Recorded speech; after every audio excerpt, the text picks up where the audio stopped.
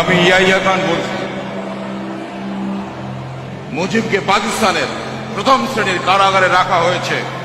সে সুস্থ এবং জীবিত আছে, তবে আজকের পরে তার জীবনে কি হবে তা আমি ওয়াদা করে কিছু বলতে পারছি না। তার মানে এই নয় যে কালই আমি মুজিবকে গুলি করছি না, তার স্বাভাবিক মৃত্যু হতে পারে। Thank you very much. Sir sir sir sir sir একটা প্রশ্ন, স্যার স্যার স্যার ওনার কি ধরনের শাস্তি হতে পারে? একজন দেশদ্রোহীর সর্বোচ্চ শাস্তি প্রকাশ্যে মৃত্যুদণ্ড।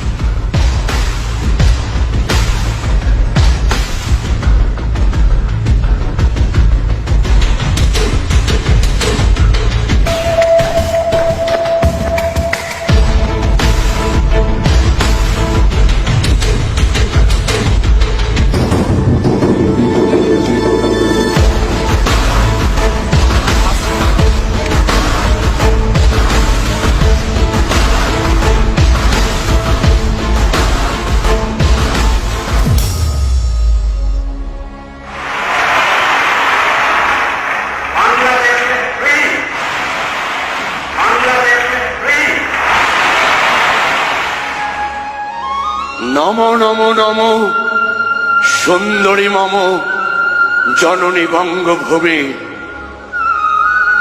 গঙ্গার তীর স্নিগ্ধ সমীর, জীবন জুড়ালে তুমি।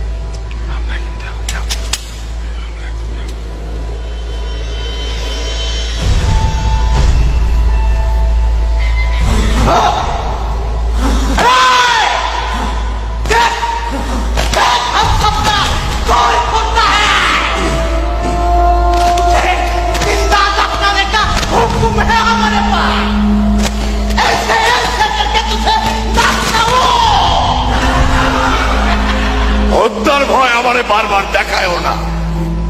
আমি বাঙালি, আমি মানুষ, আমি মুসলমান। মুসলমান একবার মরে, দুইবার মরে না।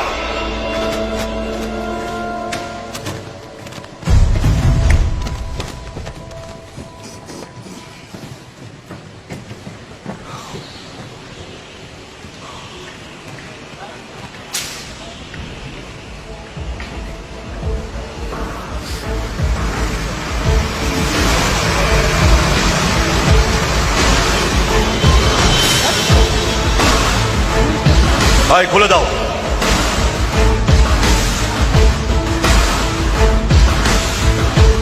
চলুন মিস্টার মুজিব।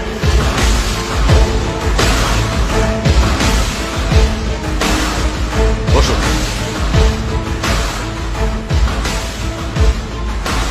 আপনি এখানে সম্পূর্ণ নিরাপদ, চাইলে চা খেতে পারেন। বসুন।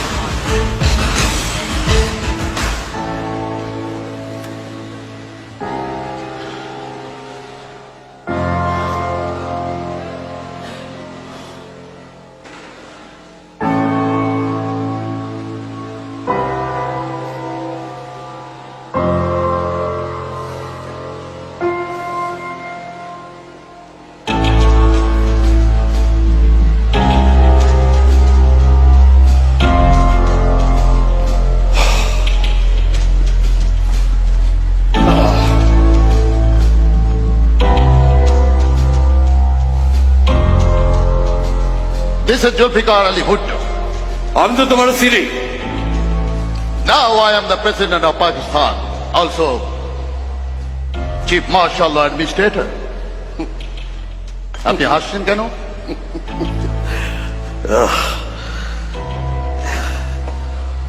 এটা খুঁজছেন? নাও।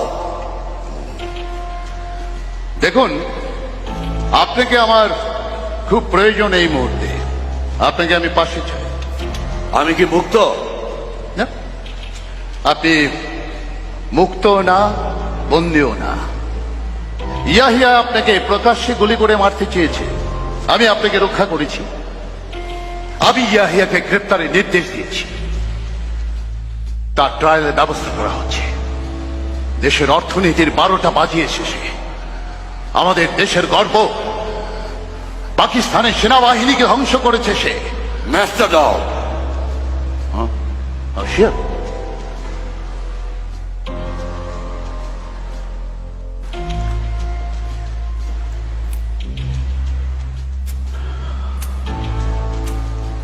দেখুন, নানামুখী মত আছে। অনেকেই চায় আপনাকে গোপনে হত্যা করতে। আমার দেশের খবর বলো। পূর্ব পাকিস্তানের যুদ্ধে আমরা হেরে গেছি। আমাদের সেনাবাহিনী আত্মসমর্পণ করেছে।